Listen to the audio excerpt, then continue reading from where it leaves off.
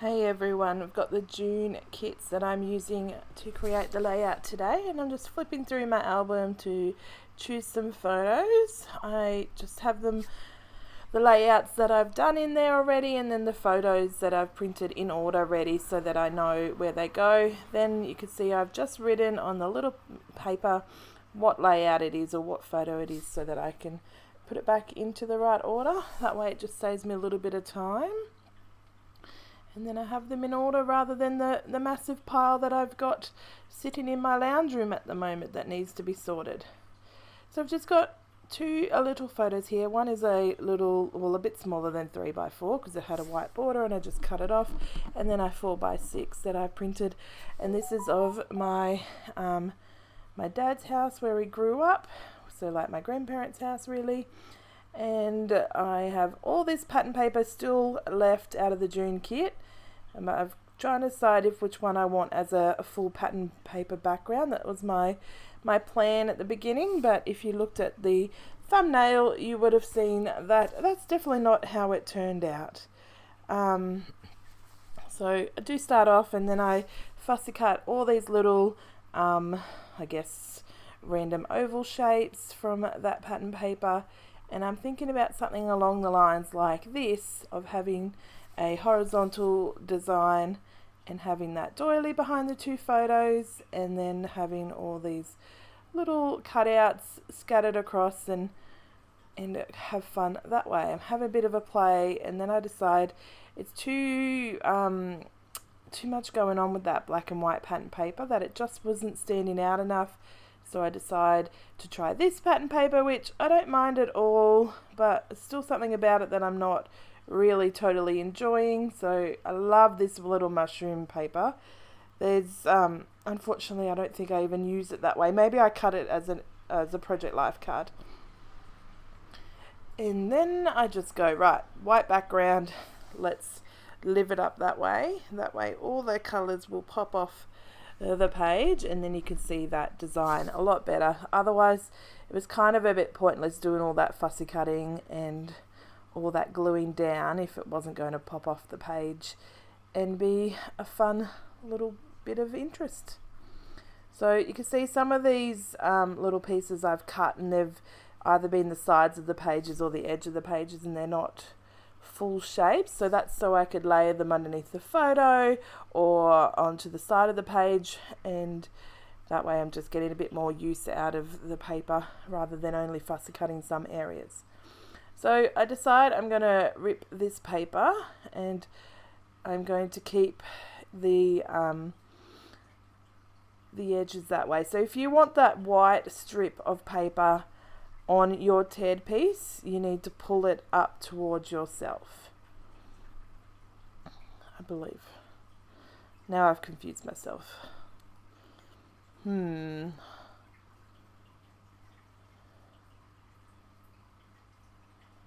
Yeah.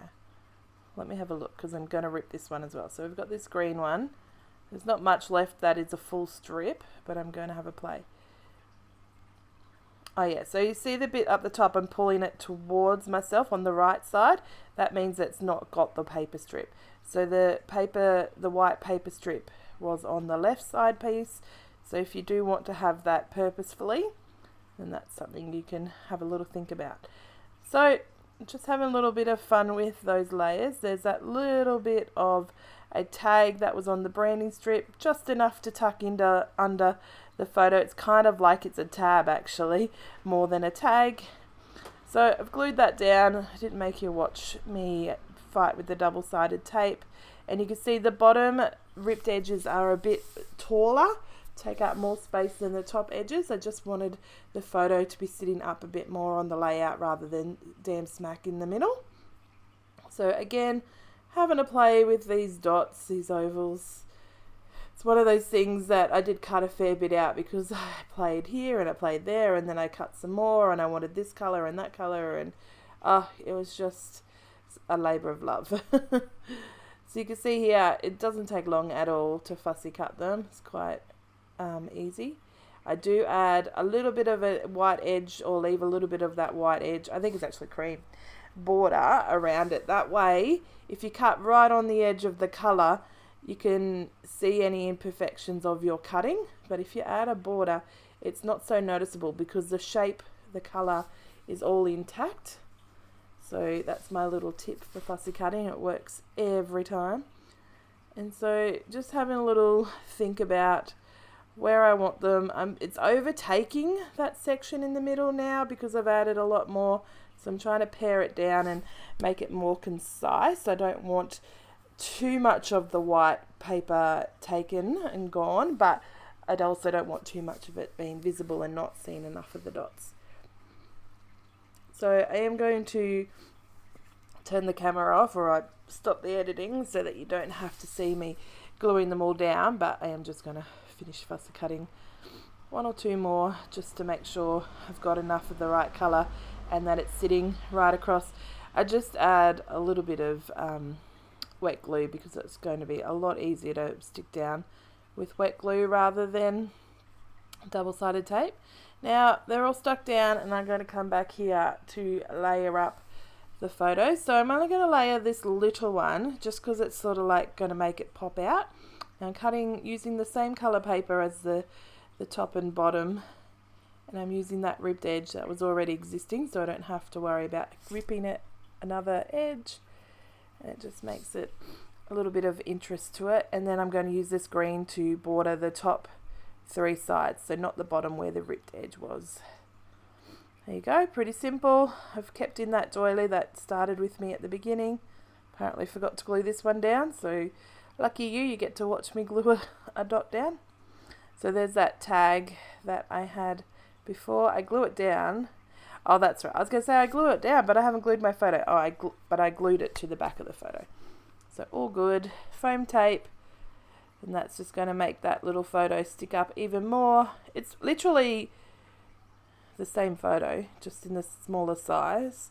It's just something interesting, I think. It's a nice way to have multiple photos, but I know people like to have multiple photos on their layouts when it's showing like a multiple different things in each photo or about a certain event or a certain person. But sometimes I like to do this and just have that design look that makes it stand out a little bit more. And then you have the bigger photo to look at a bit more details if you wanted. So just going through the ephemera to see what I would like. Then there's this ephemera piece that I'm going to use as some layering. Just going to glue it all down, and then I've got that unforgettable. So we took this photo after we were visiting, because it's up in Queensland and I live in Canberra. My dad lives in Wagga. So I want to say, were we visiting after for Grandma's funeral maybe? I don't think it was for Granddad's funeral, because I didn't go up for that one, I don't believe. Anyway, it's kind of irrelevant at the moment. So I've gone and used those alphabet stickers from Kaisercraft that we got in the June Kitaholic Kits, and just spelt out the family home just on the bottom of that photo, filling in some of that blank space where the road was. And I'm just really just going in with some stickers and some embellishments, not embellishments yet, but just the stickers, just using some of these floral pieces and whatnot, just to add pop of interest. Try not to overwhelm it too much, but to add some things. Like, otherwise, if we don't add ephemera really, then you're not going to use it. It's just going to sit there and multiply really. So I like to get it on, and I just, you know, the fun of it is to also to get the memories onto the page so that you can look back in your albums and see those photos and see the journaling. But also, it's about the design. Otherwise, why would we be buying all these supplies? We love the look of all these stickers and ephemera and bits and pieces. And we're so lucky that in the kit, Steph does an awesome job of making sure everything collaborates together so easily that we don't have to think about when we're adding things on, that they all just go so easily together. I found this little Hessian tag, and I think that just filled in that space really nicely. So I pulled up a sticker, moved it, and put that tag down. And we've got this little printable piece here, so I'm going to use that as a layering piece, I believe. So I'm just quickly fussy cutting again with that white border. You can see how easy it is to do. Then don't have to worry. And I just like the circular look of this piece. I did cut it in half so that I could use it a couple of times. So I'm just going to stick it down up the top here, sort of like it's a like the full thing's underneath, but only a little bit showing, because that's what I want to be visible. And then I'm going to add another bit down here, try not to cover over all those ovals. Picking up this sticker, I've changed my mind, it's going to go over here. Sometimes that's how it works, and I just like that the big photo is not too taken over.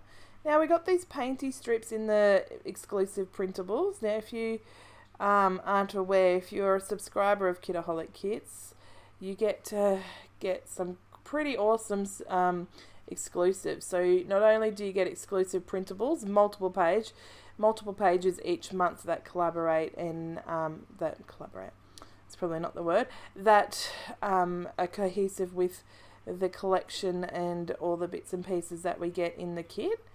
And then so you can print them at whatever size. In my monthly prep videos you can see I do multiple sizes and different types of papers and acetate and vellum and all kinds of things if you want to know a little bit more. And then or leave a comment down below. And then we also get exclusive cut files, and so again we get multiple ones of them each month. The DT obviously provides videos and inspiration on the Kitaholic Kit YouTube channel. Then often we have like this video on our own channels. We have other extra projects, and then every month each DT do 2 exclusive posts or videos or sharing and things like that on the subscriber Facebook page. So definitely a worthwhile, and there's a few other bits and pieces that are that you get for being a subscriber, and Steph's got an awesome little graphic up on Facebook that shows us some of the things that we always get every month, but as well as there's always times where, you know, we might do a live stream or things like that in the Facebook page. So definitely worthwhile, not only to get all these awesome goodies, but to get some inspiration and some community around the kits. So I'm just having a little play. I really love this floral. Just going to see if it works there in that corner, sort of like the cluster is going around that little small photo. Off it comes. It did, like I did realize it was covering up all my layers, and that just wasn't ideal. I try it down the bottom, but it's too big, it's not going to work, and instead, bye-bye, back onto the sticker sheet. So I'm just having a little play. I did put in some wood veneer leaves while I was talking. There were things that we got in our kits, and then we've got some awesome enamel dots that are going to be put in a few spots. I was going to say it ends the page, but it doesn't, because I can see there's a bit more of the video. Now, I've had this video edited and sitting on my computer waiting for a voiceover for months. Now, we often get our kit a little bit before the next month so that we can be prepared. And then I remember doing my design team videos, and then I've edited there's about 9 videos sitting here edited. That's hard to say over and over. Waiting for voiceover, but I've been sick, and there's just been so much going on that I haven't got a chance to, but great news is obviously I got a chance to. Otherwise you wouldn't be listening. So just laying up some tags here, some labels actually, and these are from the exclusive printables, and I'm just going to use this as a quick journaling spot. There's not too much. I have a couple of memories about this house, but not very much actually. So it's not like I can write too much about it. I probably could ask my dad if he wanted to, but don't think that's his cup of tea. So we've got these word stickers, and I'm just cutting them down because the whole phrase didn't work, but just the one word by itself, or the couple of words. I can't quite see on this screen. And then I've added some washi tape. So that washi tape I've pulled out of my stash. And when I do my monthly prep videos, you can see I pull a couple of things out of my stash to make sure I'm using my stash, but also just because I love to have lots and lots and lots and lots and lots of things to choose from. You can see adding a few more enamel dots, just making sure that's the way I need it to be. And here comes the close-ups. So hopefully that video and that process has inspired you to create and get busy in your scrap room, your craft room, or your little, lounge room table where you put all your supplies. Dining room table, actually. Most people have a table in the dining room, not so much in the lounge room. Okay, obviously I'm going crazy and I need to stop the voiceover. Have a good day, guys. Bye.